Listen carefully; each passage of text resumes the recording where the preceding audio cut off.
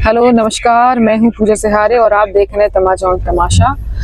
मैं फिर से एक ट्रेन के सफ़र में हूं, फिर से एक सफ़र कर रही हूं और हाल ही में जारी एक रिपोर्ट में ये पता चला है कि ट्रेन में चोरी होती है।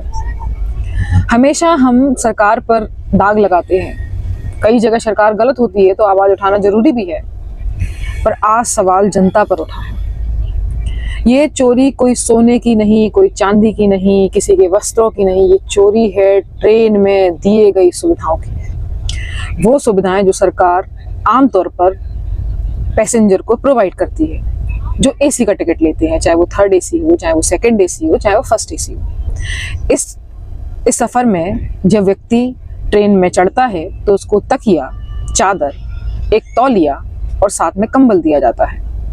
ये आमतौर पर पैसेंजर को इसलिए दिया जाता है ताकि उसकी यात्रा सुविधा पूर्वक हो जाए। पर आपको जान के हैरानी होगी कि अभी रिसेंटली आई रिपोर्ट में ये पता चला है कि 100 करोड़ से ज़्यादा का नुकसान, 100 करोड़ से ज़्यादा की चोरी जनता ने की है। आमतौर पर ऐसा कैसे करते हैं लोग? सबसे ज़्यादा चोरी होती है तौलिया की, क्योंकि तौलिया का साइज छोटा होता है और इसको आसानी से बैग में रखा जाता है। उसके बाद दूसरे नंबर पे चोरी होती है चादर की, क्योंकि इसका भी साइज छोटा होता है और इसको बैग में आसानी से रखा जाता है। इसके बाद चोरी होती है कंबल की, कम मात्रा में होती है क्योंकि इसका साइज आमतौर पर थोड़ा बड़ा होता है।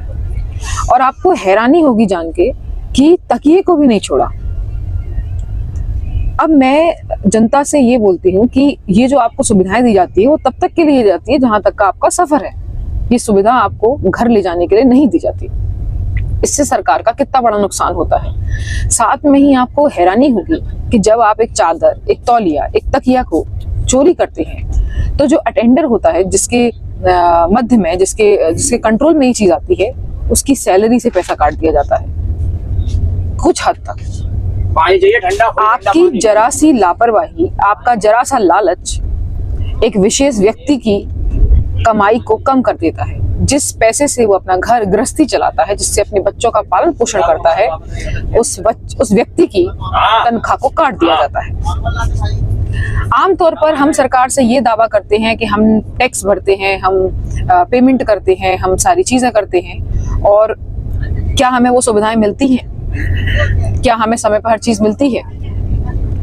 तो क्योंकि ये अनुमानित, मैं बहुत सफर करती हूँ, ट्रेन से भी करती हूँ और फ्लाइट से भी करती हूँ, तो मेरा अनुभव ये है कि कुछ हद तक सवालों में सत्यता तो है।